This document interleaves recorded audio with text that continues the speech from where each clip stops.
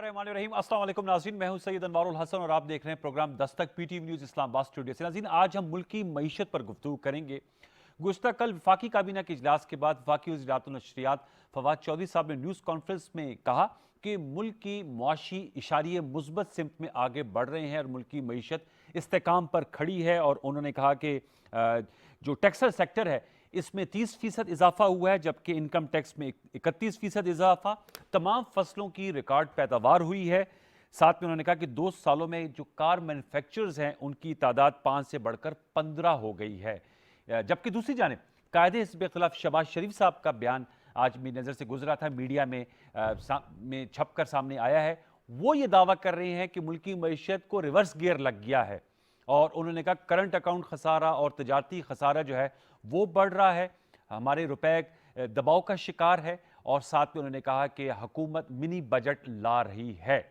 तो इन दो बयानियों के तनाजुर में हम जरा गुफ्तगू करेंगे और जानेंगे कि मुआशी तौर पे हम आज कहाँ खड़े हैं, ज़मीनी हकायक क्या हैं और वे फॉरवर्ड क्या हो सकते हैं। उसके लिए हमने एक एमिनेंट पैनल ऑफ डिस्कशंस को आज मदू की है प्रोग्राम में। उनका तारुफ मैं आपसे करा दे तो हमें DSNG लिंक पर कर रहे हैं वजारत ख़जाना के तर्जुमान मुजम्मिल असलम साहब, उनका बहुत शुक्रिया कि उन्होंने हमारे प्रोग्राम के लिए वक्त निकाला। जबकि स्काइप पर हमारे साथ मौजूद हैं FBR के साबिक chairman, very noted economist Shabbar Zaidi साहब। स्काइप पर आपका बहुत शुक्रिया शब्बर जैदी साहब कि आपने प्रोग्राम दस्तक के लिए वक्त निकाला। और अमीन हशवानी साहब भी हमें ज्वाइन कर रहे हैं बजरिया स्काइप, जो कि बड़े मारूफ बिजनेसमैन है और ऑब्वियसली इकोनॉमिस्ट है। तीनों मौजूद मेहमानों को फॉर्म ऑफ वेलकम। मैं मुजम्मिल साहब आपसे गुफ्तगू का आगाज करूंगा।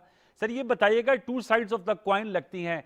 फवाद साहब कह रहे हैं कि सब अच्छा है, हर चीज में बेहतरी आ रही है, जबकि ऑपोजिशन कह रहे हैं कि हमारी इकोनॉमी वेंटिलेटर पे है और साथ में रिवर्स गियर लग गया है। मैं आपसे जानना चाहूंगा, मैं चाहूंगा कि जो इनके एतराजात हैं इनका जवाब दे दीजिएगा।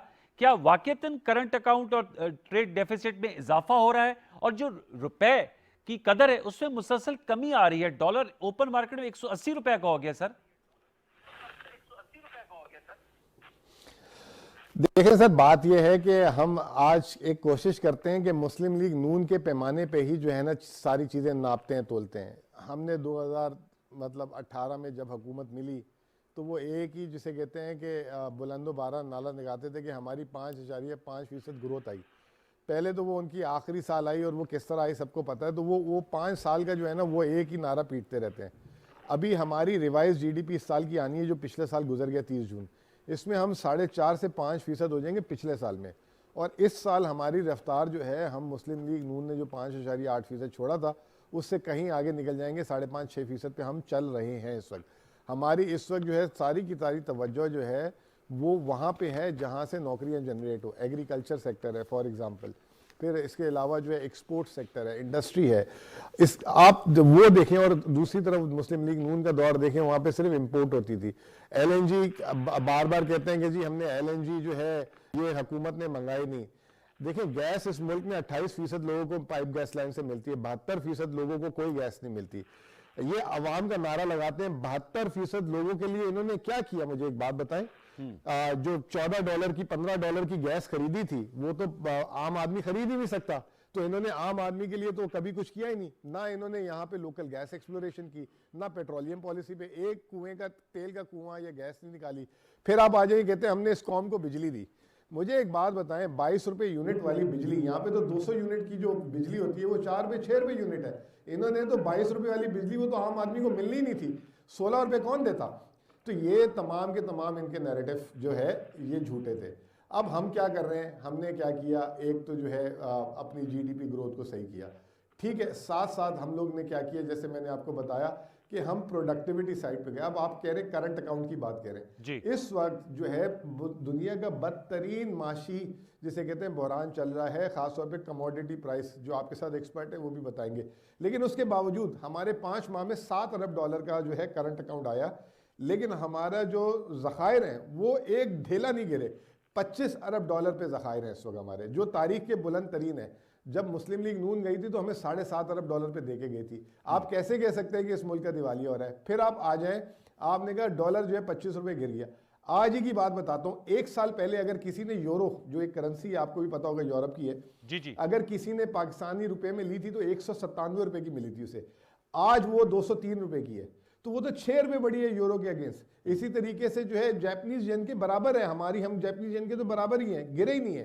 पूरी दुनिया में जो अच्छी मुस्बत मईशतें हैं उनकी करेंसी पाकिस्तान के बराबर गिरी है, चाहे यूरो हो, चाहे 7.5% गिरा, यन 9.25% गिरा, थाई बात 11% गिरा, स्वीडिश कोरोना 10.5% गिरा। तो आप मुझे ये बताएं, ब्राजीलियन रियाल जो है 9.5, मैं नहीं बात करता टर्किश लीरा की, मैं नहीं बात करता अर्जेंटीना की करेंसी की, मैं तो इन मजबूत मईशतों की बात करता हूँ। और अगर कोई कहता है कि ये हमने गलत किया था तो वो थोड़ी सी अपनी इस्लाह करे, तो इन ममालिक को भी वो जाके कुछ ऐसे मशवरे दे दे मुफीद, क्योंकि अगर पाकिस्तान सिर्फ ऐसा है तो कोई नहीं है। और दूसरी बात ये कि 2019 से इस मुल्क में गैस की कीमत नहीं बढ़ी, 1 रुपए की गैस की कीमत नहीं बढ़ी। अब ये कहते हैं एलएनजी मंगा लेते हैं, एलएनजी $30 की मंगा के देते किसको? कोई देने के लिए तैयार है? टेक्सटाइल वाला कहता है $6.5 से ऊपर नहीं दूंगा, घरेलू सारिफिन है वो कहते हैं $3 से ऊपर नहीं दूंगा। तो कोई कानून का खजाना, और ये कौन लोग हैं? ये 28% अवाम है, 72% अवाम को आप गला काटेंगे उनके लिए। तो हम चीजों को बैलेंस कर रहे हैं, और चीजों को बैलेंस कर रहे हैं, हमारी मईशत भी आगे जा रही है, रिस्क को भी मैनेज कर रहे हैं। और बहरहाल आपको एक और खुशखबरी दे दूं, अभी तक दिसंबर के हमारे जो तिजारती खसारे के नंबर हैं वो पिछले महीने से बहुत बेहतर आ रहे हैं। तो लोग सरप्राइज होंगे वहां पे भी, क्योंकि हमने बर वक्त पॉलिसी एक्शंस लिए। आपने इसका अहाता कर दिया और आपने कहा कि मईशत बैलेंस में चल रही है और बेहतरी की तरफ हम बढ़ रहे हैं। शब्बर जैदी साहब, सर आप इस हवाले से अपना तजिया दीजिएगा। आपने जो हमदर्द यूनिवर्सिटी में गुफ्तगू की थी, वो मीडिया में उसका क्लिप एक बड़ा वायरल हुआ और आपने कहा कि हमें डिक्लेयर कर देना चाहिए कि बैंकरप्सी हो गई है और हम ये डिक्लेयर करके आगे बढ़ सकते हैं। आपने फिर इसकी वजाहत भी की कि सियाको सबाक के से हटकर आपका जो मुंतखब हिस्सा है उसको ज़्यादा तशहीर हो गई। मैं आपके लेक्चर्स के चीदा चीदा नुकात देख रहा था, इसमें आपने तजवीज़ भी दी हैं। आप एग्री करते हैं जो मुजम्मिल साहब ने मौजूदा हुकूमत की इक्तिसादी पॉलिसियों, जिसका आप भी हिस्सा रहे थे, FBRS चेयरमैन, सही समत में हम बढ़ रहे हैं और हम खुदा ना खास्ता बैंकरप्सी के कोई हमें एहतमाल नहीं है? देखिए, मैं अनवर साहब बहुत शुक्रिया, मुझे आपने मौका दिया। अगर आपने मेरी वो स्लाइड देखी हो, मैंने उसमें कहा था कि ये एंटिटी बैंकरप्ट है और ये गोइंग कंसर्न नहीं है, मगर स्टेट जो होती है, जो ममलिकतें होती है, उनके पैमाने मुख्तलिफ होते हैं और हमें उसको स्टेट को एक और एंगल में देखना चाहिए।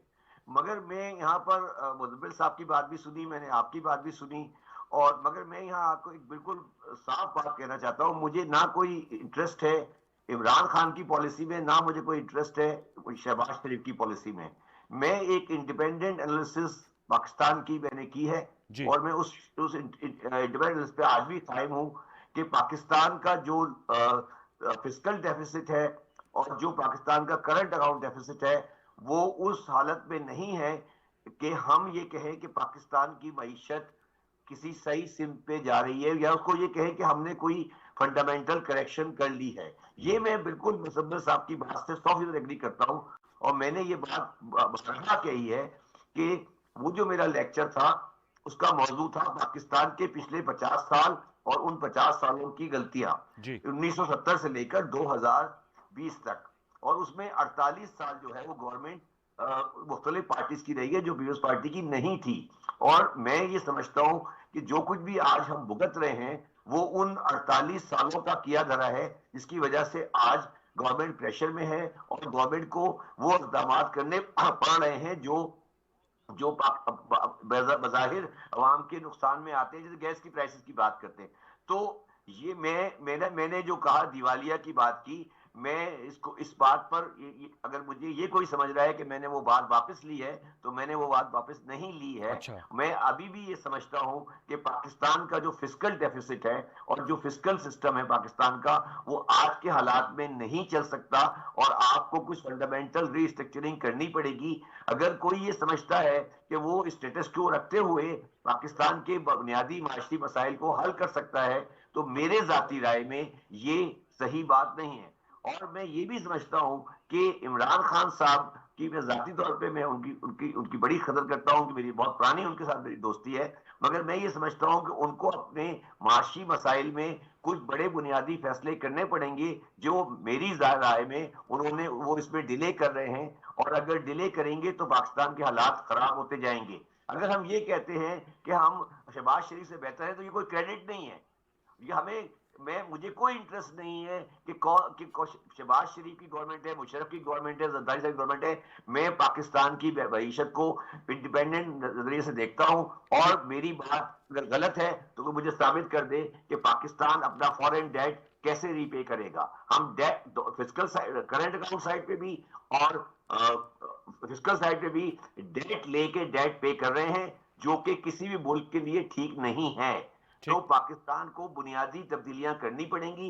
वो बुनियादी तब्दीलियां अगर आज कर लें तो बेहतर है, अगर जितना डिले करते जाएंगे वो परेशानी बढ़ती जाएगी, और ये डॉलर की वैल्यू बढ़ती जाएगी अगेंस्ट रुपी, और आपका इन्फ्लेशनरी पैसेज बढ़ता जाएगा। ये हुकूमत पे तरकीब नहीं है, ये किसी हुकूमत पे तरकीब नहीं है, ये पाकिस्तान की बैलेंस शीट का एक सर्जिकल रिव्यू है, जो कि जरूरी था मुल्क के लिए, क्योंकि ये इस मुल्क में हम सिर्फ ये खेल रहे हैं कि तुम गलत हो या मैं गलत हूं।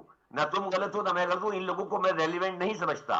ये इनकी कोई रेलिवेंस नहीं है। मुझे लिए रेलिवेंस ये है कि पाकिस्तान की ग्राउंड रियलिटी क्या कह रही है आज। ठीक है, और ये आप सबके सामने। जी आपने ग्राउंड रियलिटी का मैं आपसे जानना भी चाहूंगा, क्योंकि आपने रिस्ट्रक्चरिंग ऑफ लोन्स की भी बात की। आपने कहा एक्सपोर्टेबल सरप्लस को अगर बढ़ाना है तो आपको साउथ में इसको शिफ्ट करना होगा, अपनी एक्सपोर्ट बेस को। आपने इस हवाले से फॉरेन रिमिटेंसेस की भी बात की, आपने एक्सपोर्ट ऑफ सर्विसेज की बात की। वो आगे चलकर मैंने पूरा प्लान दिया है। जी बिल्कुल। मैंने कोई मेरा स्पॉन्टेनियस रिव्यू नहीं है। मैं अवाम ये टीवी पे आके चार लफ्ज बोलना नहीं चाहता। मैंने एक पूरा प्लान दिया है, और वो प्लान मैंने दिया था, और मैं उस पर अभी तक कायम हूं। और अगर मैं आज आपके प्रोग्राम में ये कह रहा हूं कि अगर कोई गवर्नमेंट उसे अमल नहीं करेगी, कोई भी गवर्नमेंट, मुझे कोई कंसर्न नहीं है कौन सी सियासी पार्टी है, ठीक है, अगर अमल नहीं करेगी तो नुकसान में जाएगी वो। ठीक है, आपने नुक्ता आपका सामने आ गया। मैं चाहूंगा कि अमीर अशवानी साहब, मुजम्मिल साहब, इसका जवाब मैं आपसे जरूर लूंगा। अमीर अशवानी साहब, सर आप बताइएगा कि कैसे हम जो मौशी मुश्किलात हैं, जो मुजम्मिल साहब का नुक्ता है कि कोविड की वजह से जाहिर बात है तमाम इकोनॉमीज जो हैं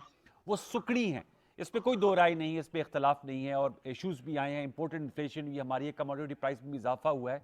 हमारी जो मौशी सूरत हाल है, हमें current account deficit, trade deficit, inflation और दीगर मसाइल का सामना है। बहुत ज़्यादा फॉरेन डेट है, जैसे शबर जैदी साहब कह रहे हैं, इनको हमें कैसे रिस्ट्रक्चर करना होगा, वरना हमारे पास फिजिकल स्पेस ही नहीं होती। गैस के इश्यूज़ हैं, सर्दियाँ हैं, गैस की कमी है, और अभी मुजम्मिल साहब कहते हैं कि 28% लोग इस्तेमाल करते हैं पाइप्ड गैस, 72% को कैसे वो उनका बोझ उठा पाएंगे। आपसे मैं जानना चाहूँगा सर, क्या फिर वे फॉरवर्ड आप सजेस्ट करेंगे पॉइंट स्कोरिंग ब्लेम गेम में पड़े बगैर? अमीर अशवानी साहब। आई थिंक जी आवाज आ रही है मेरी? जी loud and clear sir. Okay good. So let me start by agreeing with Shabbar के फर्स्ट ऑफ ऑल ब्लेम हमें कलेक्टिवली लेना चाहिए, प्रीवियस गवर्नमेंट्स को इंक्लूडिंग द करंट गवर्नमेंट, सबको कलेक्टिव लेना। और ये ब्लेम गेम के हम दूध के धुले हुए, बाकी ऑपोजिशन है, ये ऑपोजिशन कह रही हमने बहुत जबरदस्त काम किया था, ये बहुत नालायक है। This for me is absolutely utter nonsense, because इससे कोई आउटकम नहीं होता है। हम एक दूसरे की तनकीद करें, 50 साल से हम सुन रहे हैं पॉलिटिशियंस को। अगर पॉलिटिशियंस, कोई भी पॉलिटिकल पार्टी अगर इतना जबरदस्त काम किया होता तो आज हम कहाँ के कहाँ होते। द फैक्ट है वी आर नॉट, जो हम IMF में हम वेंटिलेटर पे पड़े हुए हैं, the reason is because we are all to be blame. जब मैं ऑल की बात करता हूँ, न सिर्फ गवर्नमेंट बट हम भी, इट्स एन एलिटिस्ट सोसाइटी। हम जो बिजनेस वाले हैं, हम भी रेंट सीकर्स है, हम भी इन्फ्लुएंस करते हैं पॉलिसीज को, सोसाइटी के हमारे इश्यूज आते हैं। तो ब्लेम ना सिर्फ गवर्नमेंट को होता है। नया पाकिस्तान अगर आपको चाहिए तो आपके अंदर से शुरू होना चाहिए, नॉट फ्रॉम इस्लामाबाद से। So this is stating. Now comes to जो शब्द जो बात करें, structural reform. Structural reform is absolutely essential. आप पावर सेक्टर के रिफॉर्म देख ले, टैक्स के रिफॉर्म देख ले, प्रोडक्टिविटी आप देख ले, जो भी आप बेंचमार्क्स आप उठाए, Pakistan is on the low ebb. Now, the problem is कि, for example, पाकिस्तान को open heart surgery की जरूरत है। Current government अब उनको ग्लूकोज के टीके लगा रही है। Now, yes, of course, improvement आ रही है, but these are incremental improvements, and it's not good enough.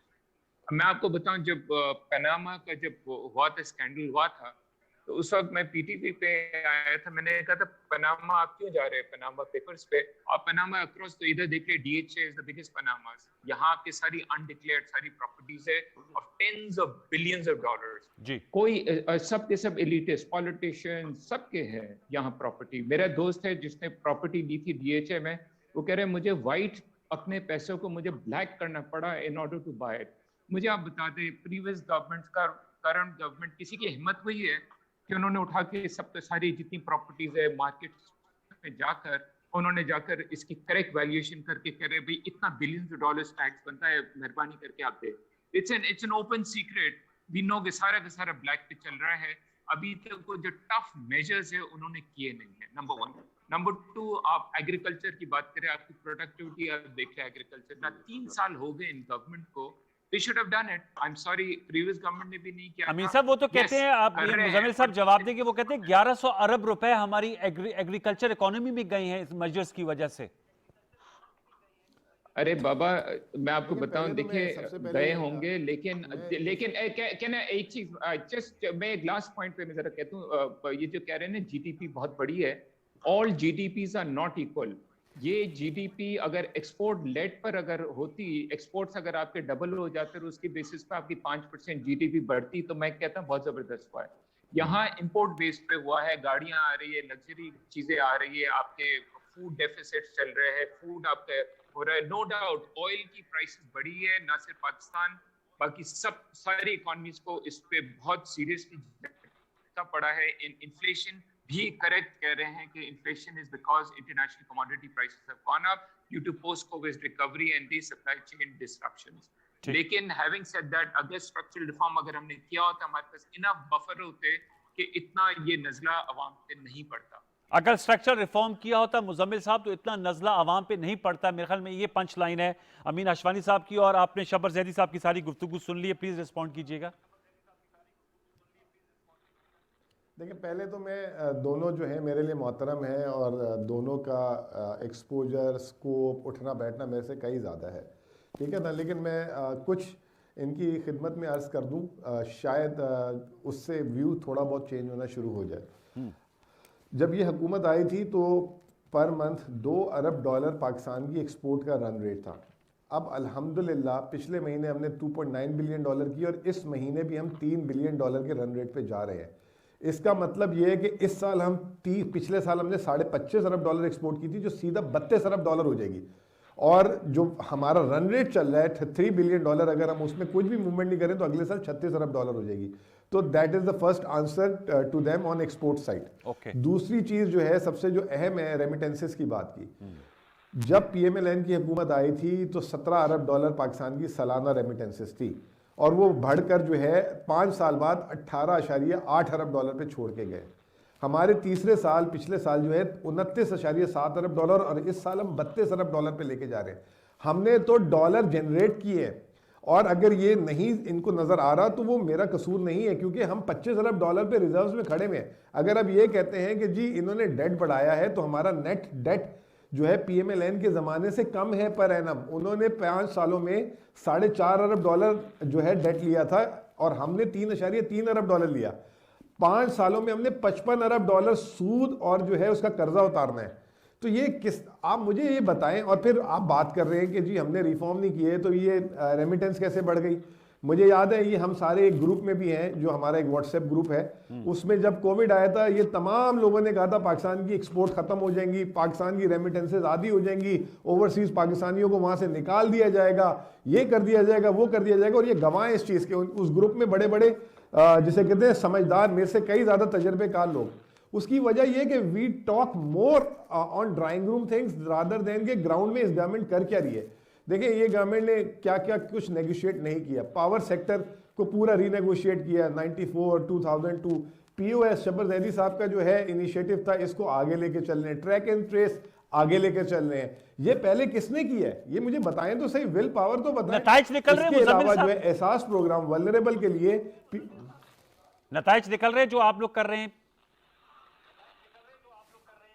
Track and trace system जो एफबीआर में, मैंने कहा उनके नताइज निकल रहे हैं आज। सर मैं पूछ रहा हूं कि जो ट्रैक एंड ट्रेस सिस्टम आपने एफबीआर में इंट्रोड्यूस करवाया है, जो कि अच्छा इनिशिएटिव है, और 3-3.5 साल आपको हो गए, इसके नताइज निकल रहे हैं। क्योंकि आज ये बात चल रही थी कि टैक्स टू जीडीपी रेशियो में कमी वाकया हुई है। ट्रैक एंड ट्रेस तो अभी 1 महीना पहले शुरू हुआ है, 1-2 महीने पहले शुरू हुआ है। पीओएस सिस्टम लास्ट ईयर से सही तरह शुरू हुआ है। मतलब एक आप डेवलपमेंट करना शुरू कर दिए। स्मगलिंग पे आपने क्रैकडाउन बहुत बड़ा किया। फेटफ कि जो नुकात थे, जो पाकिस्तान 14 साल से जो है बार बार फेटअप को चक्कर देता था, उसको जो है पाए तकमील पे लेकर आए। फिर इस 3 सालों का वो तो देखें, जब ये हुकूमत आई $19 अरब का खसारा, खजाना नहीं। 1 साल बाद इंडिया ने हमला कर दिया, उसके अगले साल जो है टिड्डी दल और कोरोना साथ आया। अब जो है दुनिया में जो है कमोडिटी सुपर स्पाइक आया हुआ है। अब इन 3 सालों में इनके अलावा अगर कोई होता ना तो भाग जाता, उसकी औसान खता की बात ही नहीं थी। ये तो जिस तरह ये बर्दाश्त कर रहे हैं, और पूरी दुनिया में आप इस वक्त देखें पॉलिटिकल लीडरशिप जो है इस वक्त स्ट्रगल कर रही है बिकॉज ऑफ द इन्फ्लेशन। ये कोई पाकिस्तान के लिए ये बात कर रहे हो और पूरी दुनिया में ना हो रहा तो मैं बात भी मानता इनकी। तो ये तमाम चीजें जो हैं they have to equalize it first और then they have to talk. मुझे ये बताएं कि इन्होंने गैर जिम्मेदारी कहां दिखाई है, पहले तो ये सवाल का जवाब दें। चलें सर, शब्बर जैदी साहब, गैर जिम्मेदारी कहां दिखाई है? मुजम्मिल असलम साहब कह रहे हैं सवाल का जवाब दे, और उनका जो हमने किया है वो हमने बहुत अच्छे इकदाम उठाए हैं। अनवर साहब मेरी बात सुने, मेरा टॉपिक ये नहीं है कि कौन सी गवर्नमेंट अच्छी है और कौन सी गवर्नमेंट खराब है। ठीक है, ठीक। मेरा टॉपिक जो है वो ये है, मैं बिल्कुल आपसे सिंपल सवाल करता हूँ, और जो मुजम्मिल मेरा बहुत पुराना जानने वाला है, मेरा दोस्त है, और मैं सिर्फ ये सवाल करता हूँ, मैं एक स्ट्रक्चरल बात कर रहा हूँ। मैं आपसे ये पूछ रहा हूँ कि पाकिस्तान के रेवेन्यू इस साल 6,500 होंगे और 3,500 उसमें से एनएफटी में चला जाएगा जी, बाकी बचेगा 3,000 रुपए जी। 2,800 उसमें आपका डेट सर्विसिंग से ऊपर होगा, 2,000 के करीब आपका डिफेंस होगा, 700 का आपका गवर्नमेंट का एक्सपेंडिचर होगा, 600-700 का आपका स्टेट एंटरप्राइज होगा, और इसी तरह लॉसेस होंगे, तो आप 4,000 पे ऐड करेंगे। ये जो फिस्कल अकाउंट का डेफिसिट है, ये अगर आप टैक्सेस को 6,000 भी कर दें, 7,000 भी कर दें, 8,000 भी कर दें, तो भी वायबल नहीं है। ये बात मैं कह रहा हूं। मुझे कोई इंटरेस्ट नहीं है कि शहबाज शरीफ क्या कौन साहब हैं और इमरान खान साहब क्या कह रहे हैं। मुझे ये कहना है कि पाकिस्तान का फिस्कल टेबल जो आज बना हुआ है, ये रीस्ट्रक्चरिंग चाहता है। और मैंने अभी थोड़ी देर पहले एक प्रोग्राम में कहा है कि हम प्रेजेंट एलोकेशन ऑफ एनएफसी पे काम नहीं कर सकते। सूबों को आप 3,500 रुपए दे रहे हैं, और मैं तो ये मशवरा दे रहा हूँ मुजम्मिल साहब को, मैं कोई उनकी तनकीद नहीं कर रहा हूँ उनके ऊपर। मैं ये कह रहा हूँ 6,300 में से 3,500 आप दे देते हैं प्रोमिसेस को। उन्होंने अपने टैक्सेस में कोई इजाफा नहीं किया है, और वो अपने टैक्सेस कलेक्ट नहीं कर रहे हैं, और हम बाकी 3,000 बचता है हमारे पास, उसमें 2,800 आप देते हैं डेट के ऊपर। ये दुकान नहीं चल सकती। अब अगर आप समझते हैं कि आप निटी-ग्रिटी करके सही कर लेंगे तो आपकी मर्जी है। मैं तो उस लेवल पे आना नहीं चाहता कि जिस लेवल में मैं आके निटी-ग्रिटी में जाऊं। मैं एक वाइडर पाकिस्तान की समझता हूँ, और मैं उसको ऐसे नहीं डालना। मेरा ये 40 साल का मेरा रिव्यू है। मैंने ये कोई स्पॉन्टेनियस बात नहीं की है, और ना मैंने ये कोई बात किसी बगैर सोचे समझे की है। मैं ये कहने की कोशिश कर रहा हूं कि पाकिस्तान का फिस्कल अकाउंट जो है, वो जब तक आप पाकिस्तान के डोमेस्टिक डेट को रीस्ट्रक्चर नहीं करेंगे, उस वक्त तक पाकिस्तान का फिस्कल अकाउंट सही नहीं हो सकता। और उसका रास्ता ही मैंने बताया था कि आपके पास लैंड का बहुत बड़ा बैंक है, गवर्नमेंट को चाहिए इमीडिएटली उसको बेचे और लोकल डेट को रिटायर करे। ये बात इमरान खान से हमारी एग्री हुई थी, और ये होना है, और गवर्नमेंट को करना है। ये वो चीजें हैं जो करनी है। इसका ताल्लुक नवाज शरीफ करे, इमरान खान करे, फौज करे, कोई भी करे, ये होना है। आप मतलब कि आप इसका सलूशन भी दे रहे हैं, और आपका शबर साहब नुक्ता यही है कि जो डेट को जो हमारा उसको रिस्ट्रक्चर नहीं करेंगे तो हमारी फिस्कल स्पेस ही नहीं होगी, और हमारा हर बजट जो है वो खसारे का बजट होता है। करते रहे बैठ के कि तुम अच्छे हो, मैं अच्छे हूं, इस पे टाइम क्यों जाया कर रहे हैं हम लोग इसके ऊपर? ठीक है, ये आपकी बात us versus against, us versus them debate नहीं है। एक छोटा सा वक्फा लेते हैं, वक्फे बाद आएंगे तो अमीन अशफानी साहब को भी शामिल गुफ्तगू करेंगे जो नुकात मुजम्मिल साहब ने उठाए, और मुजम्मिल साहब से पूछेंगे कि ये जो हल तजवीज़ कर रहे हैं कि ये वे फॉरवर्ड जो शबर ज़ादी साहब करें, उस पर इनकी क्या राय है। ज़र बत तर्जुमान है वजारत ख़जाना की। सब कुछ एक वक्फे के बाद व्यूअर्स, हमारी अच्छी एनिमेटेड डिस्कशन हो रही है, कहीं मत जाइएगा। एक छोटा सा वक्फा।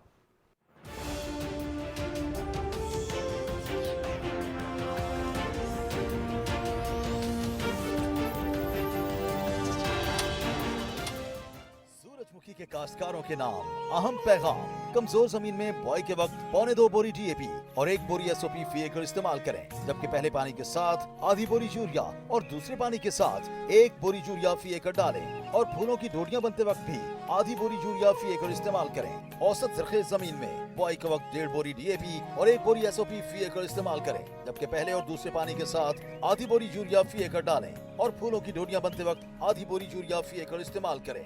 सूरजमुखी उगाएं और 5,000 रुपए फी एकड़ सब्सिडी पाएं। महकमा ज़राअत, हुकूमत पंजाब।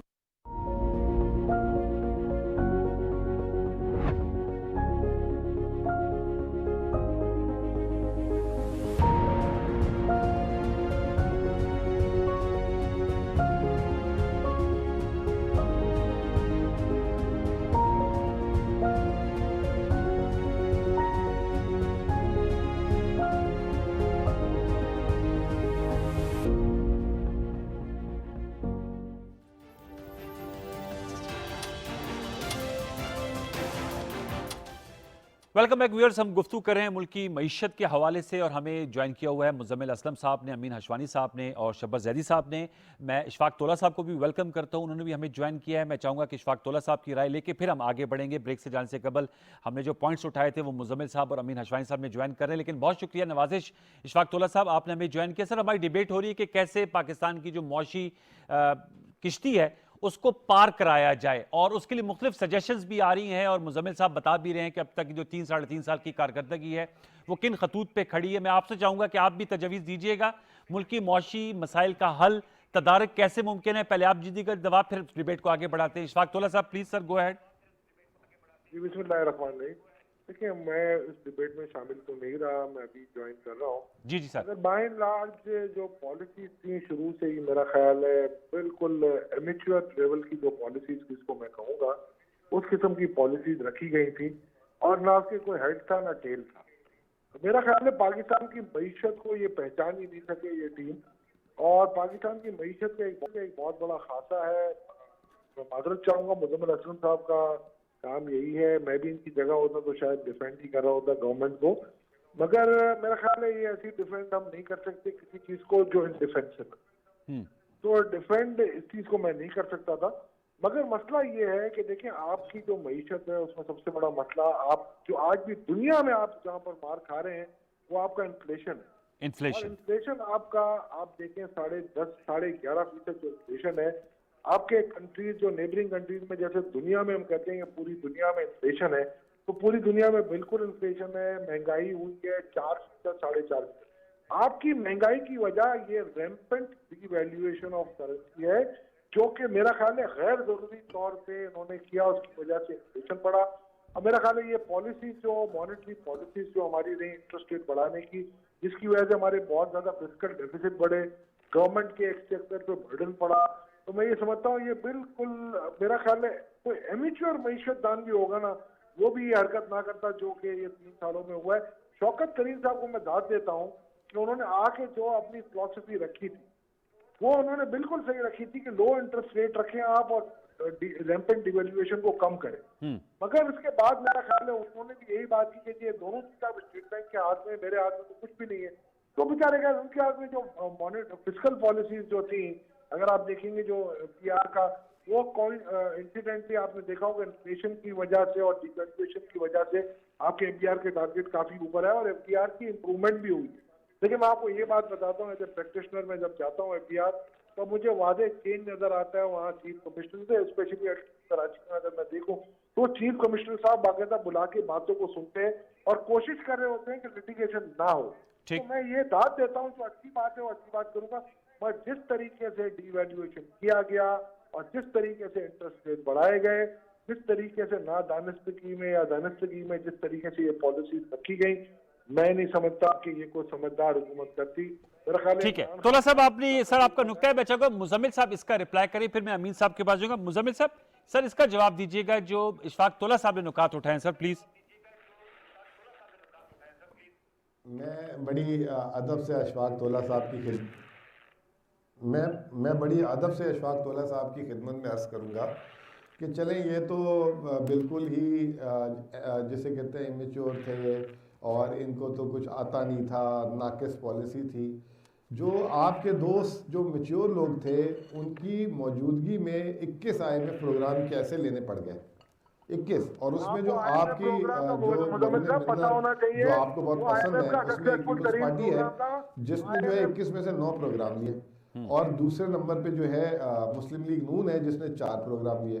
पाकिस्तान का IMF प्रोग्राम का सबसे बड़ा लोन जो है वो पीपल्स पार्टी ने लिया 2010 में $10 अरब, जिसमें से $7.5-8 मिलियन को। दूसरा सबसे बड़ा लोन आईएमएफ से मुस्लिम लीग नून ने लिया $6.5 अरब। पाकिस्तान ने जब 1957 में पहला आईएमएफ का लोन लिया तो $3,34,000 का एसडीआर लिया था। सन 2004 तक हम जो है बड़े लोन नहीं लेते थे। ये जो आईएमएफ और ये तमाम जो ट्रैप बना है ना, ये 2007-8 के बाद माशाल्लाह बना है और उससे आज हम निकले नहीं है। तो मैं ये कहता हूँ चले, हमें तो आपने कर दिया ना डिस्क्रेडिट। हमने गलती की कि आपके बिजली के बनाए हुए मंसूबों की जो है ऑनर कर रहे, आपकी कैपेसिटी पेमेंट अदा कर रहे हैं, आपकी सूद की अदायगी कर रहे हैं। हमने रिजर्व्स बढ़ा दिए, वो गलती कर दी। मुझे ये बताइए, ये तजर्बेकार थे, ये क्या करके चले गए? ये इतने मेच्योर जो प्रोफेशनल आपकी नज़र में है, इसका तो जवाब दे दे। और दूसरी बात, एक और चीज़ शब्बर ज़ैदी साहब का भी एक जवाब दूँ, बड़ा अच्छा उन्होंने देखे। मैं तो ये 2011 में आई थी ना 18 अमेंडमेंट, उस साल मतलब मेरा तजर्बा सिर्फ 10 साल का था मईशत का। मैंने उस वक्त किसी जगह लिख के दिया था कि पाकिस्तान का हर साल इंक्रीमेंटल कर्जा जो है ना 7 से 8% के हिसाब से बढ़ेगा। पाकिस्तान का खसारा कम हो ही नहीं सकता, फिस्कल खसारा कम हो ही नहीं सकता।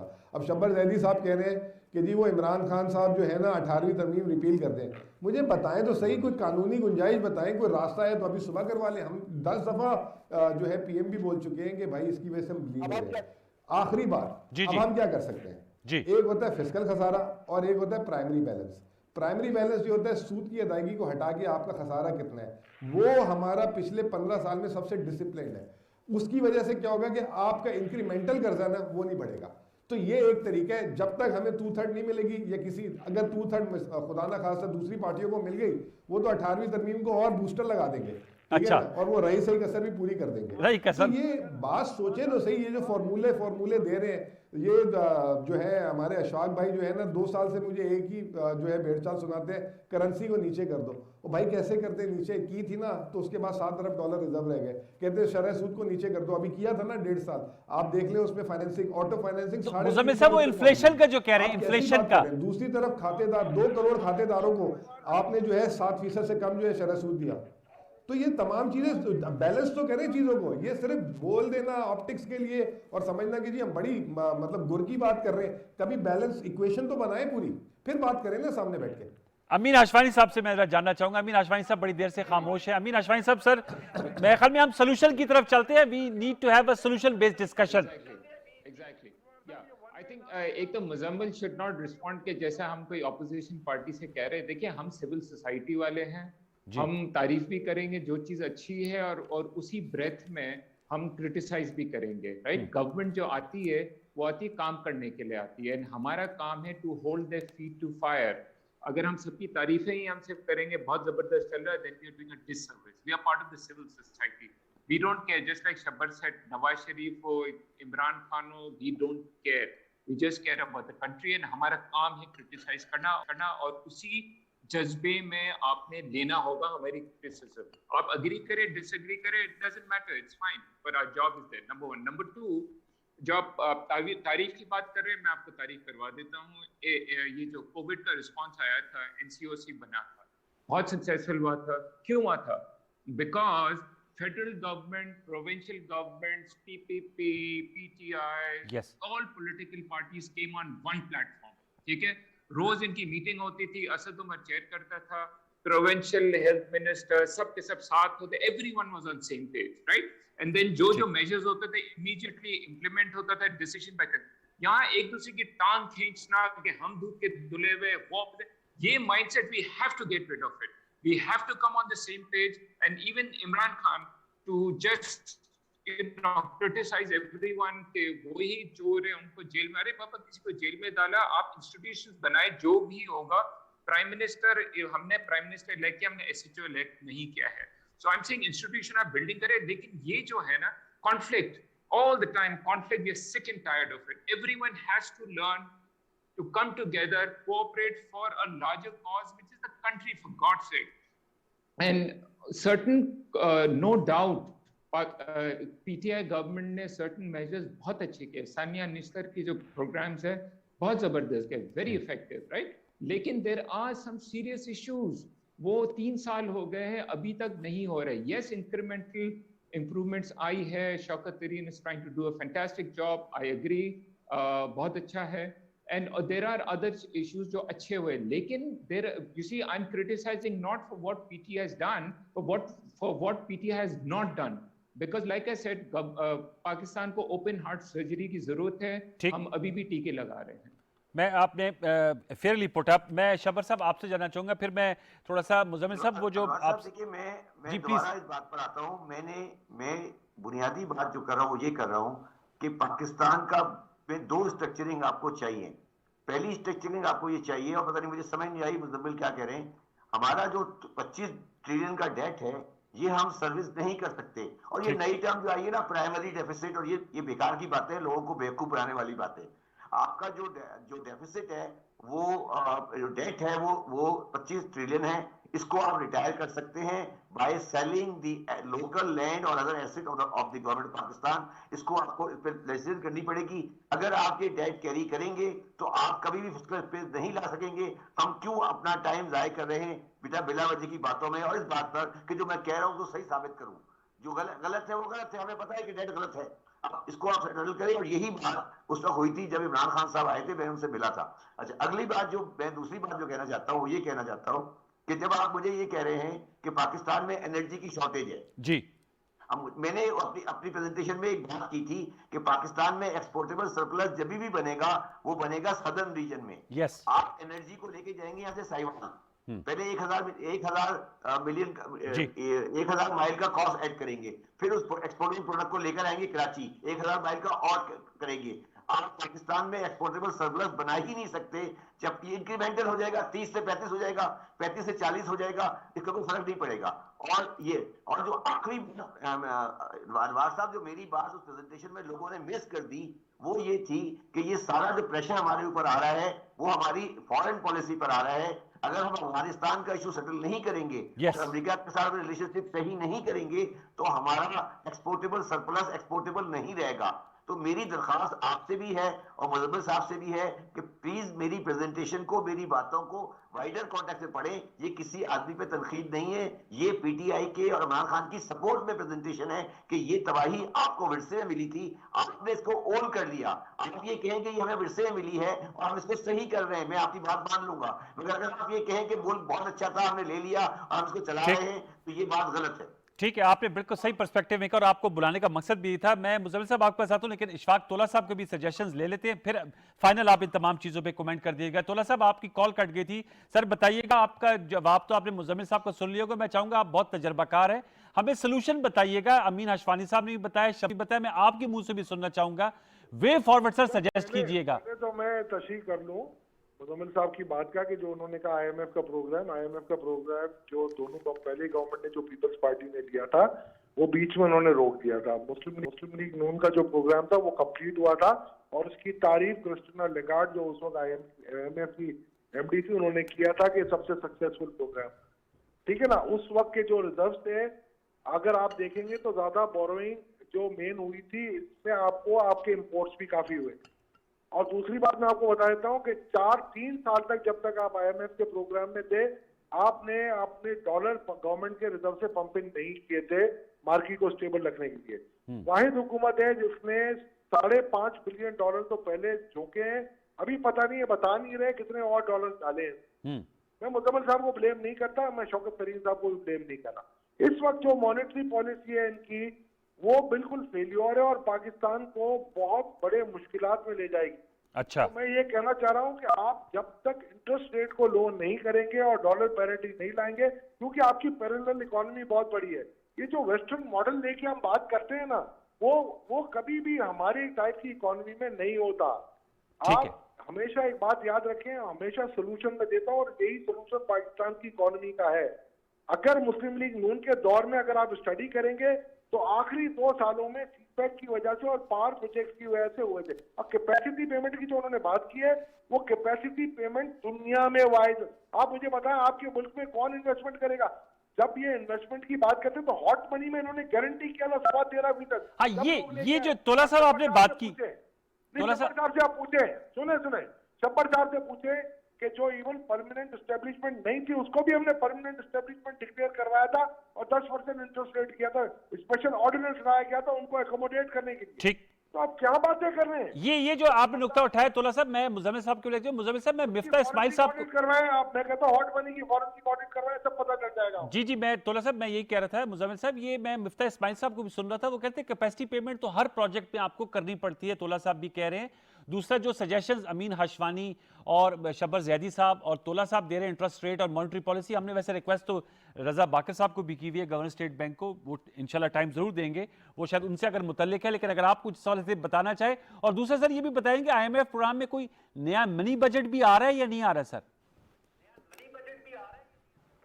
मेरा सवाल मेरे मोहतरम दोस्त से ये है कि ये मुझे सिर्फ बता दें कि जो कैपेसिटी पेमेंट की बात कर रहे हैं, इन्होंने पर यूनिट जो बिजली का वो कितने में बनाया था, और जो पाकिस्तान का 70% जो आवाम जो है 300 यूनिट से नीचे है वो अफोर्ड कर सकता था उसको, कि नहीं कर सकता था? मेरा सिर्फ इस सवाल का जवाब दे दें। अगर इन्होंने 4 रुपये यूनिट के हिसाब से बिजली बनाई थी तो मैं फिर जो है ना कहूँगा कि जी, मैं सर झुका के कहूँगा कि जी अशफाक तोला साहब तुसी ग्रेट हो, आप सही कह रहे थे। नंबर 1। नंबर 2, LNG का बार बार तस्करा करते हैं। इनको पता है कि इनके घर में गैस का बिल कितने जो है डॉलर पे आता है? $3 के हिसाब से आता है। ये बार बार कहते हैं $14 में जो है इन्होंने LNG का कॉन्ट्रैक्ट किया, उसके बाद वो $14 की LNG बेचनी किसको थी, उसका भी खसारा किसने उठा करना था? सोचते तो सही, दिमाग तो लगाएं कि आपने जो मुआहदे कर दिए थे उसका काउंटर सेलिंग पार्टी तो देखें। फिर आपने डॉलर में बोरो किया और रुपी में जो है उसको इन्वेस्ट कर दिया, और उसके बाद आपने डॉलर में इंटरेस्ट पे करना है। अगर वही सीपैक इन्होंने कोई एक्सपोर्ट इंडस्ट्री या किसी और चीज़ में लगाया होता, चले डॉलर आए थे वो डॉलर कमा के बाहर दे देता। ये किसको इकोनॉमिक्स सिखा रहे हैं? और दूसरी बात ये कि इनको जो है ये पूछें आप कि जितनी ऑटोमेशन और जितनी जिसे कहते हैं ह्यूमनलेस इंस्टीट्यूशनलाइज चीज़ें अभी आपके सामने KP का है, डायरेक्ट मेयर मुंतखब कराया, EVM लाए, ये एहसास प्रोग्राम पूरा का पूरा जो है टेक्नोलॉजी पे ले गए, एहसास राशन टेक्नोलॉजी पे ले गए। अब यहाँ तक कि जो लोन्स आ रहे हैं कामयाब पाकिस्तान कामयाब जवान डायरेक्ट हमने निकाल दिए बीच में से। खुद अभी अशफाक तोला साहब ने तारीफ की कि जी इनकम टैक्स वाले जो है बहुत बेहतर बर्ताव कर रहे हैं, रिफंड्स तारीखी दे रहे हैं। तो ये इतने कम टाइम में इतना कुछ किया है, ये मुझे समझ ही नहीं आता कि ये किसको सिखा रहे हैं। हमने ये हमारे उंगलियों में सारी चीज़ें, किसी दिन सामने बैठ के इक्वेशन बनाए ना, मुझे सामने बोर्ड में बना के दे दें, किताब में बना के दे दें और उससे बैलेंस कर दें, मैं इनको मान जाऊंगा। ये वन साइडेड अकाउंटिंग अप्रोच ले के जो है बात करते हैं। और शब्बर जैदी साहब की सजेशंस पे क्या कहेंगे, जो कह रहे हैं कि जब तक से इस लोन को हम रीशेड्यूल नहीं करेंगे या रीस्ट्रक्चर नहीं करेंगे, हमारी जो मुल्की मईशत है वो इस डेट ट्रैक से बाहर नहीं आ सकेगी। मैं कह रहा हूं रिटायर करे, सॉरी रिटायर करे, मैंने रीशेड्यूल नहीं कहा। नहीं, वो लोन कैसे, देखिए मेरी इसमें एक बात सुन ले, सिर्फ पाकिस्तान का जो 89% डेट एंड लाइबिलिटीज कर्जा है, और अगर सिर्फ सेंट्रल गवर्नमेंट डेट देखें 74% GDP का है, उसमें जो हमारा फॉरेन डेट है ना वो 40% से नीचे है। अब ये हॉट मनी की बात करते हैं, मैं तो सिर्फ ये कहता हूं कि उस हॉट मनी की इंटरेस्ट पेमेंट वो डॉलर कितने लेकर आए थे और कितने लेके गया था, जब ये शौक पूरा कर लेंगे हुकूमत जाएगी ना निकालने, इंशाल्लाह ताला ये शर्मिंदा ही होंगे। मैं इनको एक बात पर्सनल में भी जो है अशफाक तोला साहब को बोल चुका हूँ। दूसरी बात है डोमेस्टिक डेट की, जो पाकिस्तानियों का ये जो यानी कि मैंने दिया हुआ, आपको दिया हुआ, बैंकों को हमने खाते में दिया हुआ, बैंक आगे जो है गवर्नमेंट ऑफ पाकिस्तान को दे रहे हैं। आप बता देंगे जी गवर्नमेंट ऑफ पाकिस्तान ऐलान कर दे आज से सूद खत्म, अपने अपने पैसे ले जाए, इसके लिए प्रॉपर्टी बेचने की क्या जरूरत है? एक कानून 1973 में भी तो आपने किया था ना, नेशनलाइज कर दिया था। 1999 में आपने जो है डॉलर अकाउंट फ्रीज कर दिए थे, 2009 में आपने स्टॉक मार्केट फ्रीज कर दी थी। इन्हीं के फॉर्मूले सारे माशाल्लाह। उसके बाद से पाकिस्तान में किसी ने जो है जिसे कहते हैं धेला इन्वेस्ट नहीं किया, तो कैसे कर देंगे, कैसे हो जाएगा? मुझे बताएं तो सही। और प्रॉपर्टी एक तरफ कहते हैं कि जी प्रॉपर्टी जो है सेफ हेवन है पाकिस्तान का, इससे जो अनप्रोडक्टिव है, इसमें आप इन्वेस्टमेंट निकालें और जो है कारोबार में लेकर आए। दूसरी तरफ कह रहे हैं कि सारे पैसे आप प्रॉपर्टियां बेच दें, पूरे पाकिस्तान की लिक्विडिटी वहां लगा दें, तो कारोबार कैसे होगा भाई? मुझे इक्वेशन तो बैलेंस करके दें।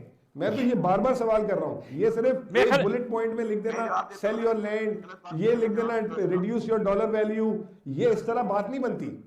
अमीर साहब आप लास्ट वर्ड सर। जवाब देता हूँ, ये गलत बात करें मुजम्मिल साहब, मैं जवाब देता हूँ। Can I just respond to this? जी शब्बर साहब, अमीर साहब फिर आप भी जवाब दीजिएगा, फिर मुजम्मिल साहब ने क्लोज करें, वक्त कम रह गया सर। मेरी बात मुजम्मिल साहब समझे नहीं है। मैं कह रहा हूँ मेरा मसला फॉरेन डेट की बात नहीं कर रहा हूँ, मैं डोमेस्टिक डेट की बात, लोकल डेट की। लोकल मैं डेट ये नहीं कह रहा कि रीशेड्यूल करें, ये भी गलत बात थी। मैंने ये कहा है कि डेट को रिटायर करें okay bye selling the national asset in the form of land. मैं ये कह रहा हूँ। चलिए ठीक है सर, पॉइंट टेकन। ओके, मेरी बात को ट्विस्ट नहीं करें। मैं कह रहा हूँ मेरा मसला फॉरेन डेट नहीं है, लोकल मेरा डेट है मसला सर। local पॉइंट debt है। Taken, point taken sir. Amin sahab last word sir, Amin Ashwai sahab. Okay जी, देखिए जिस दिन मैं कहूंगा डीएचए के जितनी प्रॉपर्टीज है मार्केट वैल्यूएशन पे आ जाए, बहरिया टाउन की सही, बिकॉज ये सारा ब्लैक मनी है, दिस इज अनप्रोडक्टिव है, लोग पैसे लगाते हैं, पैसे डबल होते जा रहे हैं, ब्लैक के सारे पैसे हैं। जब तक यहाँ आप टैक्स करके और ये पैसे डाइवर्ट नहीं होंगे into industry, into the commerce, तो and these are tough measures, यहाँ सारे एलीट के इंटरेस्ट है। जब जिस दिन ये होगा तब मैं कहूंगा कि हाँ वाकई नया पाकिस्तान बनना शुरू हो गया, because there are lot of vested interest, it's not easy, and I think government has to take some tough decision. अभी साहब आप जब ये कह रहे थे तो मुजम्मिल साहब जो है वो हाँ में सर हिला रहे थे। अब मुजम्मिल साहब आप समझते हैं लास्ट वर्ड ये है? हाँ तो अरे बाबा एवरीवन एग्रीज टू दैट, वो कह रहे एग्री लेकिन सर विल है क्या मुजम्मिल साहब, ये काम होना चाहिए? सर अभी एफबीआर का टेबल रिवाइज किया, लड़ाई करके इन्होंने बंद करवा दिया। अभी किया है, अभी चंद दिन पहले किया था, महीना भी नहीं, सबने जो है लड़ाई कर दी, ये धमकियां वो धमकियां, इसको रिवेल करो। मैं यही तो बता रहा हूं कि आप देखें तो सही इस गवर्नमेंट की विल, इन्होंने क्या क्या किए गिनवाएं तो सही, माजी की हुकूमतों के ये कर रहे हैं। और इस 3 सालों में क्या क्या दुनिया में आफतें आई, अगर इन आफतों को झेलते हुए ये निकले हैं तो ये बहुत बड़ा क्रेडिट है इस गवर्नमेंट का। चलिए हमारा वक्त खत्म हो जा रहा है, but we had a good debate. और मुजम्मिल साहब मैं आपको क्रेडिट दूंगा, आपने अशफाक तोला साहब, अमीन अशवाई साहब, शब्बर जैदी साहब के नुकात का जवाब दिया, और मैं बहुत शुक्रगुजार हूँ ज़ाती तौर पे शब्बर जैदी साहब, अमीन अशवानी साहब और अशफाक तोला साहब का कि आप तशरीफ़ लाए। मुजम्मिल साहब thank you very much. Viewers ये अहम डिबेट है मईशत पे, इसी तरह धुआंधार डिबेट्स होंगी, मुख्तलिफ सजेशंस आएंगी, इख्तलाफ राय होगा तो हमें एक बेहतर राह मिल पाएगी। कल तक के लिए सैयद अनवारुल हसन और दस्तक की टीम को इजाज़त दीजिए। अपना फीडबैक इस प्रोग्राम के जरूर दीजिएगा फेसबुक और ट्विटर पर। अल्लाह नेगबान।